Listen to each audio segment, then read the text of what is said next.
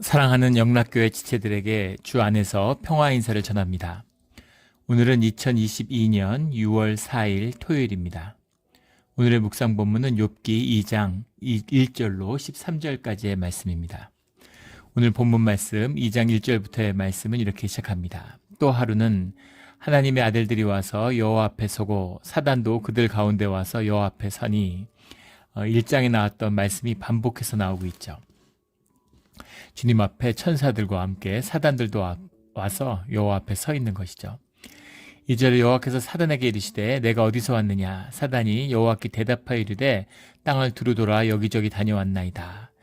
사단이 주님의 구원의 사역, 구속사에서 주님과 협력하는 존재다라는 이제 다소 충격적인 모습이 나오고 있는 것이죠. 보는 하나님의 모든 것, 주 안에서 모든 것이 협력해서 선을 이루어가는 것이다. 선과 악이 무엇이냐에 대한 본질적인 통찰을 주는 그런 도전을 주는 말씀이 욥기의 말씀입니다. 우리가 1장에서도 나눈 바 있었죠. 3절에 여호와께서 사단에게 이르시되 내가 내 종 욥을 주의하여 보았느냐? 그와 같이 온전하고 정직하여 하나님을 경외하며 악에서 떠난 자. 우리 여호수아에서도 나눴고 1장에서도 나누었던 온전하고 정직하고 하나님을 경외하며 악에서 떠난 자라는 것, 끝까지 주님에게 순종하며 또 진실되게 주님 앞에 서고 주님을 경외하는 그런 자, 악에서 떠난 자, 주님과 하나 된 자라는 걸 나눴습니다. 세상에 없느니라. 그래서 주님이 다시 욥을 자랑하세요. 그래서 그게 하나님의 마음이고 또 아버지의 마음이죠. 자녀를 자랑하는 것이 아버지의 마음입니다. 주님의 자랑이 되는 우리 모두가 되기를 주의 이름으로 축원합니다. 주님이 욥을 보면은 기쁘고 또 욥을 사랑하고 또 욥이 주님의 자랑인 것이죠. 세상에 없느니라. 내가 나를 충동하여 까닭 없이 그를 치게 하였어도 그가 여전히 자기의 온전함을 굳게 지켰느니라. 온전함을 지켰다라고 하는 것은 그가 끝까지 주님과 함께했다라는 의미죠. 여기서 중요한 것은 까닭 없이라고 하는 이 말씀이에요. 이게 욥기 전체를 흐르는 가장 중요한 말씀이다. 까닭 없이 주님을 그가 섬기겠습니까? 이렇게 사단이 참소를 하죠. 주님을 섬길 때는 까닭이 있을 거 아닙니까? 이렇게 이야기하죠. 인과관계, 현상의 세계에 가장 속한 대표적인 것이 인과관계죠. A가 있으니까 B가 있고 B가 있으니까 C가 있다 이런 거죠. 원인과 결과가 있다는 겁니다. 주님의 세계라고 하는 것은 신비죠. 주님의 역사함이라는 것은 우리가 현상계에서 헤아리거나 짚을 수 없는 그런 차원의 것입니다. 그런데 그런 현상의 세계로만 보면은 까닭이 있다는 거죠. 우리가 육을 입고 있으니까 육의 존재니까 까닭이 있을 거 아닙니까? 그런데 주님이 까닭 없이 그를 치게 하였다 이렇게 말씀하시는 거예요. 주님의 징계에 까닭이 없을 수 있다는 것이죠. 그래서 우리가 주님의 역사하심을 그냥 주님의 영역으로서 받아들이는 그런 온전함, 이게 온전한 믿음이에요. 내가 뭘 잘못했을까? 주님이 나에게 왜 그러셨을까? 근데 그런 것이 아니라 까닭 없이도 그런 일이 있을 수 있다는 겁니다. 주님께 속한 것이고 주님이 하시는 일인 것이죠. 그래서 주님의 영역으로 그대로 존중하는 거예요. 그리고 그것이 궁극적으로 우리에게 선함과 유익함을 불러다 줄 거라는 걸 믿는 것이죠. 이것이 우리의 믿음입니다. 욥이 그런 것이죠. 그래서 그의 자기의 온전함을 끝까지 주님을 신뢰하고 믿고 주님과 함께했다라는 그 뜻인 거죠. 4절에 사단이 여호와께 대답하여 이르되 가죽으로 가죽을 받고 오니 사람이 그의 모든 소유물로 자기의 생명을 받고 올지라. 사단이 주님 앞에 항복하지 않고 이게 또 전형적인 거짓된 이 악마성의 특징이죠. 우리가 거짓의 에고를 가지면 영의 생명이 거짓을 외피를 입으면 어떻게 되는가 하는 것, 사단의 모습이 우리에게 있잖아요. 에고의 사람들은 거짓의 사람이죠. 본질적인 것이 절대로 진실을 받아들이지 않습니다. 내가 나를 받아들이지 못하는 내 거짓 자아, 멋지고 그럴듯한 자아, 내가 만든 자아가 내 에고가 내 자아잖아요. 그래서 자아는 늘 변명하고 자아는 늘 뭔가 이야기를 꾸며대는 것이죠. 에고의 특성이죠. 에고의 사람들의 특성입니다. 정치인들 한번 보세요. 에고의 사람들의 가장 중요한 그 특징이 이제 정치인들을 통해서 드러나잖아요. 항상 멋진 말을 하고 그럴듯한 말을 하는데 삶은 그러지 못하죠. 어떤 잘못도 인정하지 않아요. 꾸미고 항상 남을 탓하고 뭐 그렇게 되는 이유가 있고 그런 현실을 받아들이지 않는 것. 이게 썩어지는 악마성의 특징입니다. 그래서 사단이 그 모습을 잘 보여주고 있죠. 주님 앞에 주님이 옳습니다. 욥은 정말 하나님의 사람이었군요. 이렇게 나오는 것이 아니라 그게 뭐라고 얘기하냐면 하나님께 항변하는데 가죽으로 가죽을 바꾸오니 이게 도대체 무슨 말일까? 가죽으로 가죽을 바꾸오니 오베르 베아드 오베르 이런 말입니다. 오베르 베아드 오베르라는 말인데 가죽으로 가죽을 바꾼다는 게 무슨 말일까? 주석 중에 보면 이것이 이제 물물 교환을 뜻한다라는 이제 그런 식으로 해석되는 경우가 있어요. 예전에 뭐 가죽을 가져가서 가죽을 바꿨다는 문제는 이 버하드라고 하는 말입니다. 버하드, 베아드, 버하드 이런 말인데 이게 이제 보상하다 이런 뜻이 있는데 보상한다는 뜻은 등가 교환을 의미하는 게 아니죠. 똑같은 걸 똑같은 것으로 바꾼다라는 뜻이 아니죠. 그런 의미가 아니기 때문에 버하드가 뭔가 더 가치 있는 것을 위해서 덜 가치 있는 것을 희생하는 의미가 들어있는 겁니다. 그렇다면 욥에게 있어서는 이건 무슨 말의 의미일까? 이런 걸 생각해 보게 되는 거죠. 그래서 이것은 이제 히브리인의 전형적인 전통적인 사상이죠. 인간은 외피와 내피를 가지고 있는데 외피라고 하는 건 육신을 덮어 쓰고 있는 거고 내피라는 것은 영혼을 덮어 쓰고 있는 것이죠. 그러니까 가죽과 가죽을 바꾼다는 건 내 육체, 내 영혼을 위해서, 내 더 귀한 영혼을 위해서 나의 외피인 육체를 버릴 수 있는 것이 사람입니다. 이런 말인 거죠. 그래서 사람이 그의 모든 소유물로 자기의 생명을 바꾸올지라. 소유물이 중요합니까? 생명이 중요합니까? 생명을 위해서 자기 소유물을 버릴 수 있는 주님이 생명을 쥐고 계시고 생명이 주님께 속한 걸 아니까 죽을까 봐 두려워서 끽소리도 못하는 거죠. 이렇게 얘기하는 거죠. 소유물을 잃었지만 그래도 살고 싶으니까 아무 말 못하는 거 아닙니까? 이런 얘기입니다. 5절에 이제 주의 손을 펴서 그의 뼈와 살을 치소서 그리하시면 틀림없이 주를 향하여 욕하지 않겠나이까. 뼈와 살을 치시면 그의 영혼의 심령이라는 것이 영과 육이 하나잖아요. 그의 육을 치면 그의 영이 무너집니다. 그 본질이 무엇인지를 보지 않겠습니까?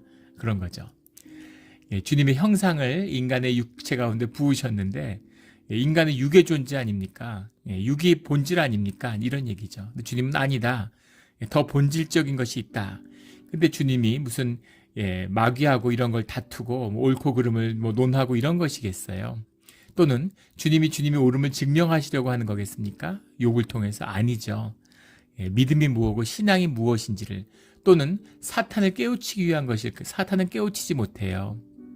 사단은 거짓이기 때문에 본질이 거짓이기 때문에 절대 실제를 만나서 실제의 변화를 가질 수 없는 것이죠.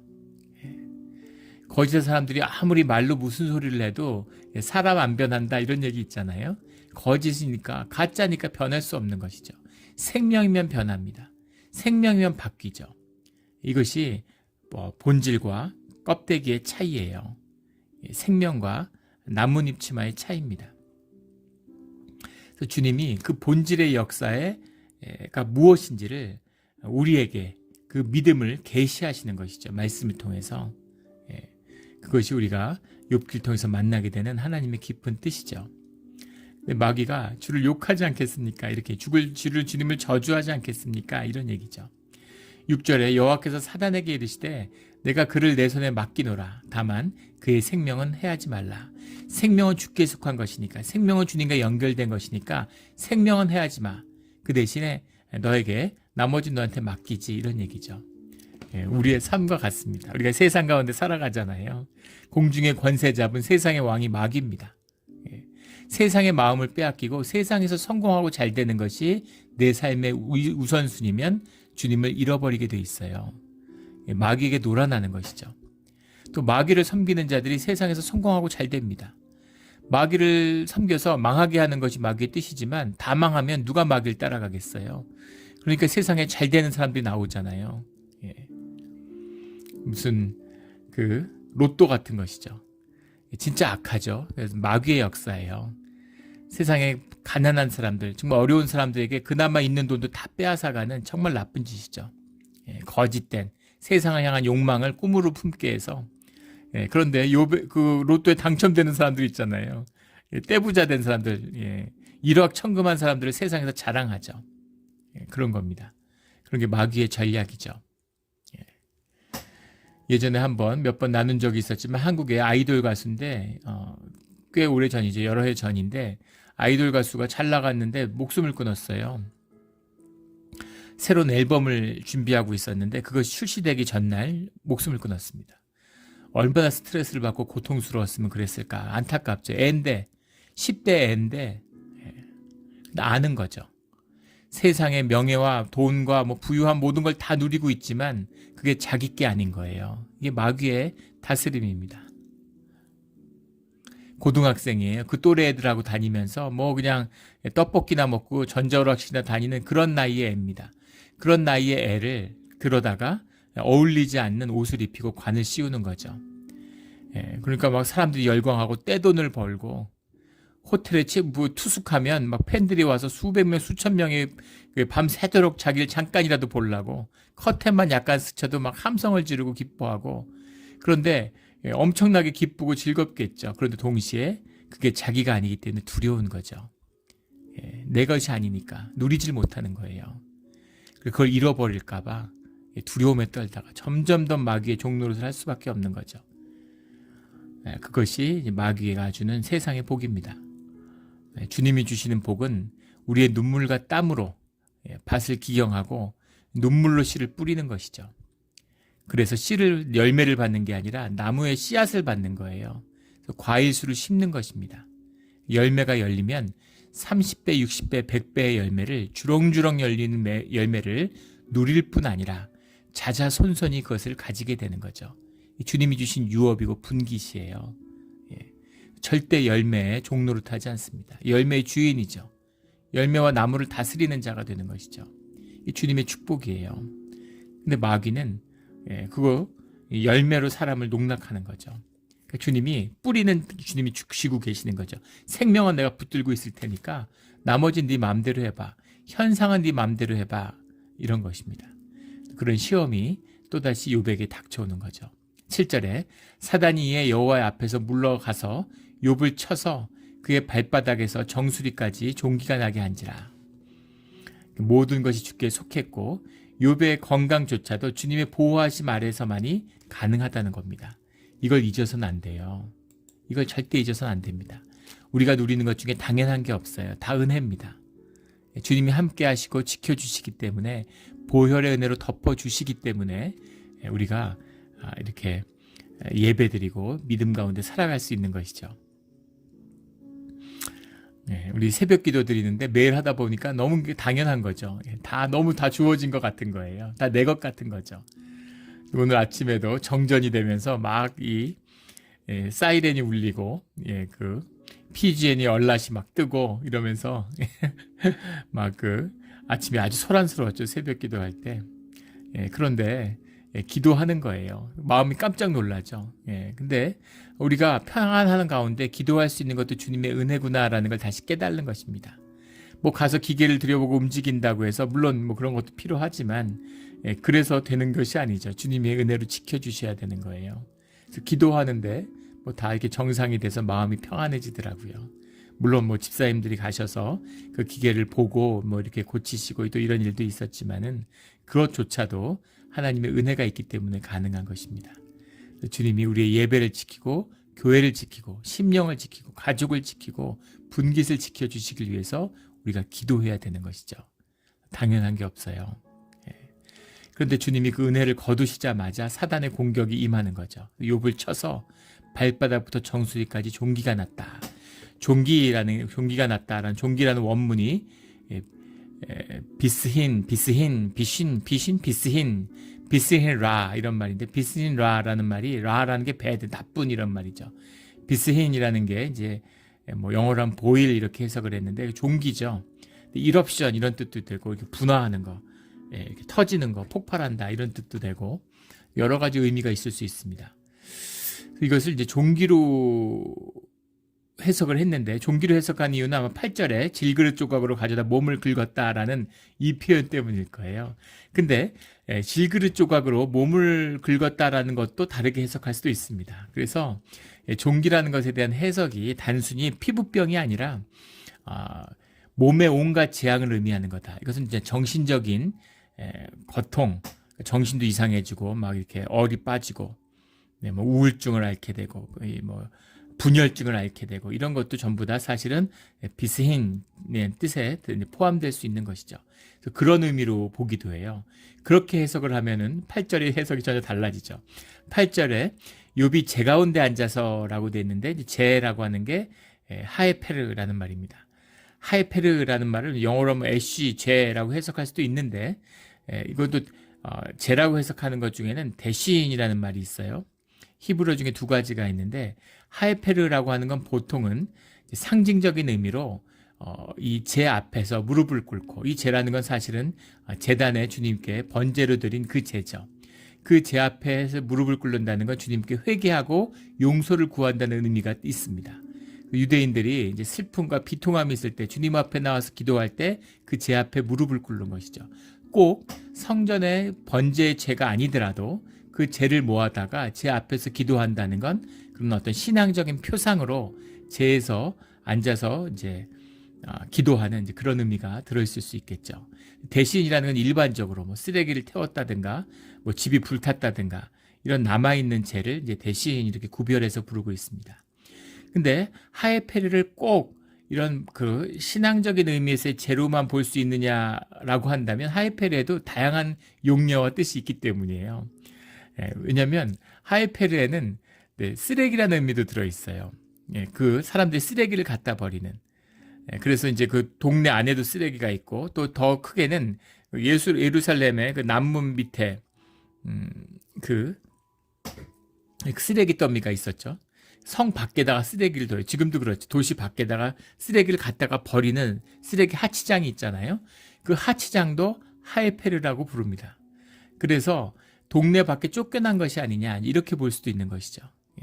나병에 걸렸을 것이다. 뭐 이렇게 해석하기도 하는데 나병에 걸렸다면 부정함으로 의미되기 때문에 아내나 친구들이 와서 같이 앉아서 대화할 수 없었겠죠. 그래서 나병은 아닌 것 같고 몸에 종기인데 종기가 나도 뭐 레위기 12장 13장 이런 데 보면 물론 아직 레위기가 나오기 전이지만 이 피부의 질병 같은 게 있으면 엄격히 공동체와 분리시키죠. 그래서 마을 밖으로 쫓겨났을 것이다 라는 해석도 있고 아니면 단순히 재앙을 받았기 때문에 그 재앙 가운데 앉아 있는 것이다 라는 해석도 있는 것이죠. 그런데 이 종기라고 하는 것을 이제 질병으로 비스히인이라고 하는 말을 정신적인 질병으로 해석하는 해석 가운데 보면 이 재라고 해석된 하에페르라는 말 가운데는 이 단순한 쓰레기가 아니라 이 배변을 모아놓은 똥더미, 거름을 만들어야 되니까 똥을 모으는 것이죠. 예전에 우리나라도 그래 시골 같은 데 가면 거름을 모으잖아요. 퇴비. 그래서 이렇게 배변을 모아놓고 거기다가 이제 집 같은 걸 섞어서 썩히는 똥더미가 있는 거죠. 거기에 앉아 있었다. 이렇게 보는 것입니다. 사람이 제정신이 아니면 거기 가서 앉아 있을 리가 없죠. 그래서 너무 심한 정신적인 공격을 받았기 때문에 또 자식을 다 잃었고 제정신일 수가 없어서 이제 그런 것이다. 이렇게 해석하는 해석도 있어요. 역사적인 다 해석들입니다. 그런데 이제 무엇이 정확한 해석이 맞느냐라는 건 뭐 다 해석이 가능한 부분이죠. 근데 분명한 것은 그가 굉장한 육체의 질병을 얻었고 그 다음에 지금 제 가운데 앉아 있다.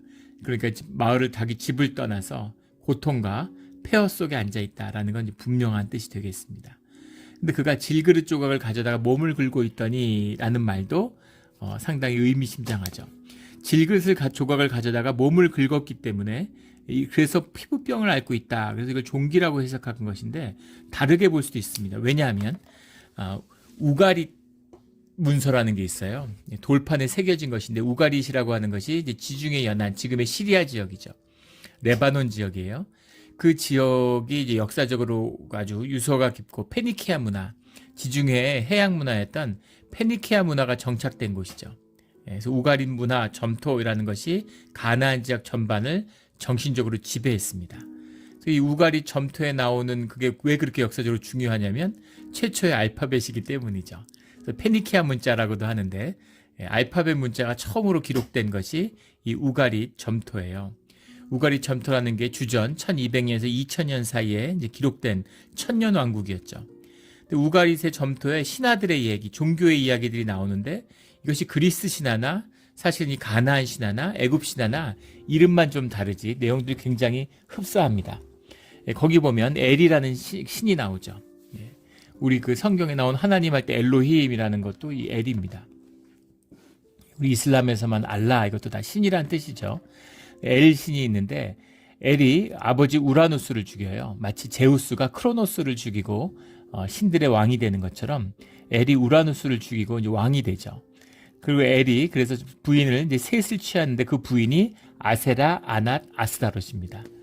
우리 가나안의 여신 숭배에 나오는 그 정말 아세라 신의 목신을 찍어내라 하나님이 말씀하시는 나중에 아세라 신상이 이스라엘의 성전 앞에 세워지기까지 하죠.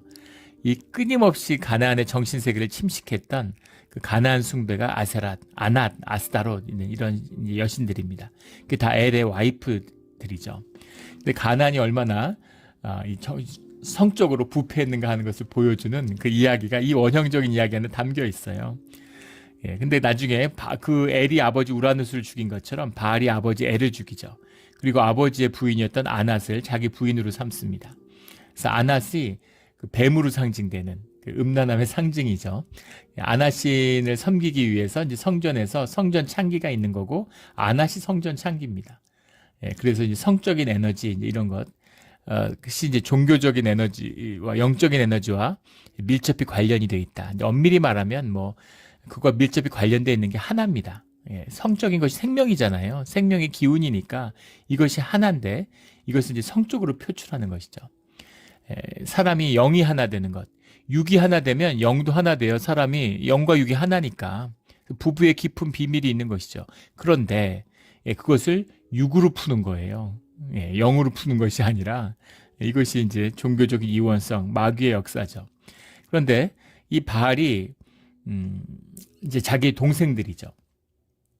마치 이제 제우스가 뭐 바다의 신 포세이돈이 있고 뭐 그런 것처럼 뭐 죽음의 신이 있고 이런 것처럼 바알도 비슷합니다. 그 형제들이 바다의 신인 동생을 죽이고 그리고 죽음의 신인 동생을 또 죽이려 갔다가 오히려 죽음을 당하죠. 바알이 죽고 또 바알의 죽은 것에 대한 복수를 이제 아낫이 하게 되죠. 그래서 바알이 죽어 있는 동안 7년을 죽었는데 그것이 7년 대가뭄입니다. 애굽에 나오는 7년 대가뭄이 나오죠. 그것이 또 이제 바알의 가나안의 신앙, 애굽의 신앙에서 보면 신화에서 보면 이제 이런 그 바알의 죽음과 밀접히 관련이 있죠. 바알은 뭐 번개의 신이라 그러고 풍요의 신이라 그러고 바알의 상징이 황소잖아요. 번역의 신이죠. 우리 힌두교에서도 보면 힌두교에서도 그 가장 중요한 브라만 신의 표상이 이제 황소죠. 그래서 황소로 상징되는 황소가 번영의 상징이잖아요. 바알 숭배. 번영을 사랑하는 인간들의 마음이 끊이지 않는 거죠. 우리 뉴욕에 가보면 큰 그 황소상이 있잖아요.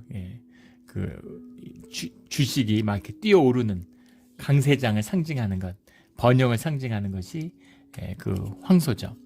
근데 그 바알이 동생하고 싸우다 죽은 다음에 그 죽음을 슬퍼하는 아버지 엘이 바알이 죽고 나니까 이제 그 비통함, 그 아픔을 표현하기 위해서 자기 질그릇을 깨서 그 조각으로 자기 몸을 긁는다는 이야기가 나옵니다. 무슨 말이냐면 이 당시 이런 그 근동아시아죠, 중동 지역의 팔레스타인 지역, 이 가나안 지역에서는 슬픔을 표시한다는 그 표현이 이 질그릇 조각으로 몸을 긁는 것이었다는 거예요. 그래서 질그릇 조각으로 몸을 긁었다라는 걸 문학적인 표현으로도 쓰고 그걸 진짜 긁었다는 얘기가 아니라 그토록 고통스럽고 슬펐다. 우리말에서 이 단장이 끊어지는 아픔이다. 이런 얘기 하잖아요. 단장이 끊어진다는 게 내장이 끊어진다는 거잖아요. 그 중국에서 나온 이야기죠. 사냥꾼이 원숭이 새끼를 잡아오니까 어미 원숭이가 계속 쫓아오는데 어미 원숭이가 쫓아오다가 죽었다는 거죠. 그러니까 어미 원숭이가 죽었으니까 어미 원숭이도 잡아가려고 가서 보니까 이제 배에 내장이 창자가 다 끊어져 있더라는 거죠. 너무 슬프고 고통스러워서 내장이 끊어졌다는 거죠. 내장에 생명이 있다고 믿었기 때문에 내장이 끊어진다라는 게 생명의 죽음을 상징하는 거죠. 그래서 우리가 단장의 미아리고개, 장이 끊어지는 6.25 때 가족을 이별하고 집을 버리고 도망가고 그 피난민의 아픔과 그 서름이라는 걸 뭐로 얘기할 수 있겠습니까? 예, 정말 뭐 가슴이 미어지고 그 아픈 우리 그 권사님 중에서도 그런 이제 간증을 제가 들은 기억이 나요. 6.25 때 피난을 가는데 가다가 동생이 죽었는데 동생을 버리고 갈 수 없잖아요. 그러니까는 지게에다가 동생을 짊어지고 어머니가 아들을 지게에 짊어지고 피난 가는 엄마의 마음, 단장의 미아리 곡인 거죠. 그 장이 실제 끊어졌다는 얘기가 아니죠. 하지만 그 장이 끊어질 것 같은 아픔 이렇게 표현하는 것처럼 질그릇 조각을 가져다 몸을 긁었다라는 것이 뭐라 말할 수 없는 자식을 잃은 것 같은 깊은 슬픔, 최고의 슬픔, 최악의 슬픔, 그런 비통함을 상징하는 것이라는 거죠. 그래서 욥이 그 자신의 비통함, 애통함을 상징하는 자녀를 잃은 그 아픔을 상징하는 아픔의 표현이다 이렇게 보는 겁니다. 그래서 그런 걸음더미에 앉아서 질그릇으로 몸을 긁었다라는 게 이제 피부병을 상징한다는 건 현상적인 얘기고 깊은 정신적인 비통함의 상징이다 이렇게 보는 해석이죠. 그것도 일리가 있는 해석입니다. 무엇이든 분명한 것은 욥이 말할 수 없는 비통과 아픔 속에 있다는 것을 이제 보여주고 있는 것이죠. 또 9절에 그의 아내가 그에게 이르되 당신이 그래도 자기의 온전함을 굳게 지키느냐 하나님을 욕하고 죽으라 이렇게 얘기합니다. 예, 놀라운 이야기죠. 온전함을 굳게 지키느냐, 지금 주님 앞에서 회개하고 있느냐 이런 분노고 아내는 화가 난 거죠.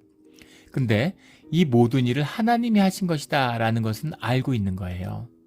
재수가 없어서 운이 없어서 이런 게 아니라 이 모든 것 중심에 하나님이 있다는 것은 알고 있어요. 그런데 어떻게 온전함을 지키라고 격려하는 것이 아니라 하나님을 욕하고 죽으라고 얘기할까 하는 거죠. 어떻게 이럴 수가 있을까요?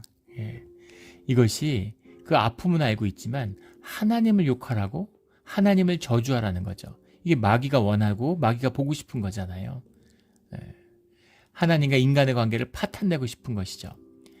예. 이 아내에 대해서 어거스틴 같은 사람은 주석을 달아서 이는 단순히 비방자가 아니라 악마의 보조자다 뭐 이렇게 줄을 달았고 칼빈 같은 이는 사단의 도구가 됐다 이렇게 얘기합니다. 예. 적절한 표현이죠. 사람이 어떻게 하나님을 욕할 수가 있겠어요? 그런데 그런 마음이 그냥 아내가 자기 마음에서 이런 게 나올 수가 없어요. 이걸 할 수 있는 것은 마귀에게 붙들렸기 때문입니다. 마귀의 마음을 받고 있는 거죠. 왜 그랬을까? 미움과 비통함 속에서 자신을 지키기 위해서 자기 마음을 마귀한테 내어준 거예요. 이것이 중요한 비밀입니다. 사람이 개구리 한 마디도 죽이질 못합니다. 예전에 그 보스턴에 있는 제너럴 무슨 보스턴 다이내믹인가요? 현대자동차로 팔렸죠. 그 회사가 로봇을 만드는 회사 중에서는 세계 최고의 회사인데, 근데 어떻게 그런 중요한 회사가 한국 회사에 팔려나가는 걸 미국 정부나 용납했을까? 그것도 이제 뭐 여러 가지 큰 화제가 됐었죠. 그래서 이제 뭐 한미동맹이 새로운 차원으로 가게 됐다는 상징이다. 뭐 이런 이야기도 나옵니다. 근데 그 보스턴 다이내믹스에서 만든 지금은 뭐 회사 이름도 바꿨던 것 같은데 로봇 개가 있어요. 그 로봇 개가 막 정찰도 하고 요새 뭐 전쟁에도 나오고 막 이러잖아요. 구호품을 가지고 막 전달도 하러 가고 로봇 개입니다. 근데 그 개가 얼마나 로봇 개가 잘 만들어졌는지를 보여주는 그 영상이 있었어요. 회사에서 만든. 그래서 로봇 개가 따라오는데 사람이 발로 걷어차면 넘어졌다가 또 쫓아오고 발로 차면 또 넘어졌다 또 쫓아오고 이러는 겁니다. 근데 그 동영상을 회사에서 공개했는데 난리가 났어요. 사람들이 막 그 회사에다 뭐라 그러는 겁니다. 왜 차지 말라고 그걸 왜 차냐는 거예요. 로봇이잖아요. 로봇개인데 로봇개를 막 발로 걷어차는데 걔가 다시 오고 이런 걸 사람들이 보는데 가슴이 아픈 거예요. 비참해 보이는 거죠. 왜 로봇개를 학대하냐고. 생명이 없는 로봇입니다. 개처럼 보이는 것이 개가 아니잖아요. 그런데 로봇개를 발로 걷어차는 것도 사람들이 불편해하고 그러지 말라는 거예요. 이게 인간의 마음입니다.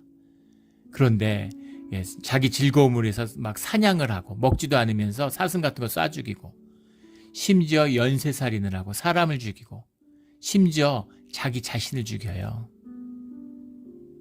사람이 자기 자신을 죽일 수 있습니까? 세상에 어떤 생명체가 그럴 수 있어요? 자살하는 생명체는 없습니다. 옛날에 무슨 이 캐나다 이런 데 사는, 알래스카에 사는 램쥐라는 쥐가 자살을 한다. 이래서 수십 년간 자연과학계에 큰 화제가 됐었죠. 그런데 30여 년간 연구가 이루어지는 동안에 쥐가 자살하는 게 아니라는 사실도 이제 연구 결과 밝혀졌죠. 자살을 한다. 자기 생명을 자기가 어떻게 끊어요? 그럴 수가 없습니다. 자기 생명을 끊을 수 있는 더 큰 생명의 주관자가 있어야 되는 거죠. 그게 누구겠어요? 마귀죠. 마귀의 마음을 받은 거예요. 그래서 자살한 자는 천국에 가지 못한다라고 하는 중세의 교리가 옳으냐 그르냐가 있지만 천국에 가는지 안 가는지는 주님이 하시는 일이지 우리가 정할 일이 아니죠. 그래서 그걸 교리적으로 정할 필요도 없습니다. 그러나 자살이라는 건 쉽지 않다는 거죠. 그래서 마음을 지키는 게 중요한 거예요. 근데 아내는 주님의 역사를 센스했는데 거기에 대한 반응이 하나님을 욕하고 죽으라. 남편 보고 죽으라고 그럴 수 있습니까? 근데 하나님을 욕하고 스스로 죽으라고 얘기를 해요. 이거는 마귀의 얘기죠. 마귀가 하고 싶은 얘기를, 마귀도 영이니까 아내를 통해서 이야기하는 겁니다. 그래서 아내와 욥의 관계가 완전히 파괴됐다는 사실을 보여주고 있는 거죠. 단절이에요. 마귀의 역사가 일어나는 본질이 단절입니다. 그래서 하나님께 붙들리면 하나됨과 평화가 임하죠. 근데 마귀가 역사하면은 거기 항상 단절과 갈등과 분쟁이 있는 거예요. 교회가 주님 안에서 지켜지지 않으면 마귀가 성전 꼭대기에 앉아서 교회를 농락하는 거예요. 성전 꼭대기에서 예수님을 시험하는 게 마귀잖아요. 그 교회가 그럼 분열하고 갈등하는 거죠. 이런 역사가 일어나는 겁니다. 그 사람이 좋고 나쁘고 인격이 좋고 안 나쁘고 이런 얘기가 아니에요. 그 사람이 어떤 사람인가와 상관없이 지켜지지 않는, 마음이 지켜지지 않으면 그 마귀의 종이 되는 것입니다. 그러면 왜 아내는 붙들었는데 욥은 못 붙들었을까? 욥의 중심에는 생명, 참 생명, 믿음이 있기 때문인 거죠.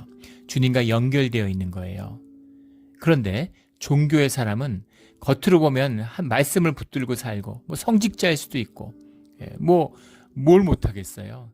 화려하고 빛나고 정말 성결하고 깨끗해 보일지라도 그럴지라도 사실은 그것이 주님과 단절되어 있는 것이면 마귀의 놀이개가 될 수 있다는 겁니다. 그래서 종교의 역사가 가장 악한 마귀의 역사인 거죠. 사람이 사람 개구리도 못 죽이는데 사람을 수없이 죽이면서도 이슬람 같은 거 보세요. 성전이라고 그러면서 자살 그런 자살 특공대 이런 거 하잖아요. 그런 걸 한 자살 테러범들을 보십시오. 뭐 나쁘고 악한 사람이 없어요. 다 신실하고 깨끗하고 아주 정결한 마음으로 살려고 애썼던 그런 이슬람 청년들이죠. 잡아낼 수가 없어요. 범죄 경력이 있습니까? 뭐가 있습니까? 다 또 엘리트들이에요. 똑똑하고. 그래서 왜 똑똑하고 엘리트들이고 순수한 청년들이 이런 미친 테러 조직의 하수인이 되는가? 이게 마귀의 역사죠. 마귀의 역사입니다. 신앙, 성령, 십자가를 붙들어야지 종교의 열심이 결국 인간을 망치는 거예요. 이것이 이 욥의 아내가 보여주는 이 비밀이죠. 하나님을 욕하고 죽으라 이러는 모든 종교의 거짓을 끊고 주님과 하나 되는 우리 모두가 되기를 주의 이름으로 축원합니다. 10절에 기가 막힌 대답을 합니다. 욥이. 그대의 말이 한 어리석은 여자의 말 같도다. 이 어리석다라는 것은 주님을 분별하지 못하는 걸 말하는 거죠. 우리가 하나님께 복을 받았은즉 화도 받지 아니하겠느냐. 좋은 것도 받고 나쁜 것도 받을 수 있다. 주님이 주관자시니까. 그리심산의 축복을 받을 수도 있지만 에발산의 저주를 받을 수 있는 것이 세겜에서 주님과 언약한 우리의 모습이 아니냐. 이런 고백인 거죠.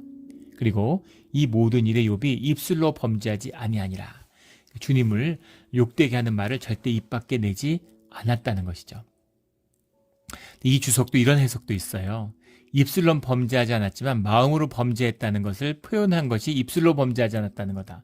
그가 범죄하지 않았다 그러면 되는데 입술로 범죄하지 않았다고 얘기할 굳이 한 것은 마음으로는 범죄했다는 얘기다라는 거죠.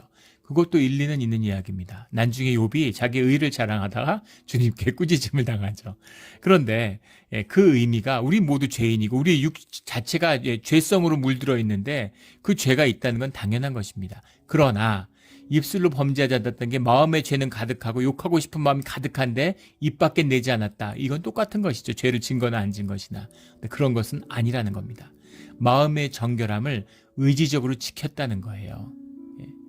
의지적으로 지키는 마음의 정결함을 욥이 잃지 않았다라는 것이 입술로 범죄하지 않았다. 입이라는 것이 말을 내뱉는 것이고 이 말이라는 것이 영의 표현이잖아요.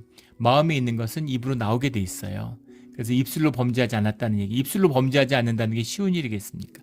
입술을 다스렸다는 얘기는 영을 다스렸다는 얘기예요. 그래서 어떻게 사람이 영을 다스립니까? 주님과 떠나지 않고 주님과 하나 되는 모습을 잃지 않았다라는 거죠. 주님은 우리를 범하지 않으세요. 버리지 않으세요. 근데 우리가 주님을 버리려고 하면 바로 버립니다. 그것이 인격의 관계죠. 그런 의미로 입술을 범죄하지 아니하니라라는 이 뜻이 들어있는 거죠. 어떤 상황에서도 입술로 범죄하지 않는 우리 모두가 되기를 주의 이름으로 축원합니다. 11절에 그때 욥의 친구 세 사람이 이 모든 재앙이 그에게 내렸다함을 듣고 각각 자기 지역으로부터 이르렀으니, 욥의 친구 세 사람이라고 하지만 15장 10절의 말씀을 보면 다 욥보다 나이가 많은 사람들이고 또 그런 영적으로 교제하는 친구들이라는 걸 알 수 있죠. 그리고 신분사회예요. 그리고 다른 지역에 사는 사람들입니다. 누가 있는지도 몰라요. 서로 알았다는 것 자체가 그들이 그 지역에서 굉장한 부와 명예를 가진, 또 학식을 가진 그런 존경받는 사람들이었다라는 사실을 짐작해 볼 수 있겠죠. 그리고 이 시대는 뭐 아무나 여행하고 싶다고 여행하는 시대가 아닙니다. 지금 같은 시대가 아니죠. 그래서 여행이라는 건 굉장히 권세와 부귀를 가진 사람만이 할 수 있어요. 치안이 있고 무슨 공중교통이 있는 시대가 아니잖아요.